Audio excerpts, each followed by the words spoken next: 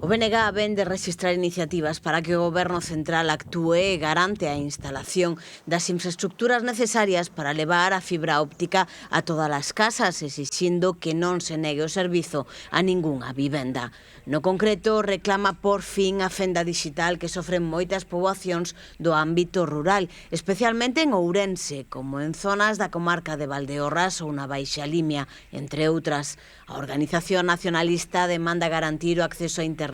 de todas as vivendas despois do apagado do cable de cobre por non dispor aínda de fibra óptica. Segundo os datos da Secretaría de Estado de Avance Digital, 2.000 vivendas situadas en territorio ourensán non teñen cobertura de banda larga con fibra óptica nin perspectivas de instalala nun prazo de 3 anos despois de ter consultado a distintas compañías de telecomunicacións. Segundo os datos oficiais, calcúlanse que hai vivendas marxinadas dos plans para a extensión da banda larga en 89 dos 92 concellos de Ourense, unha situación que implicará un total illamento destes núcleos cando chegue o apagamento definitivo do cobre en maio de 2025.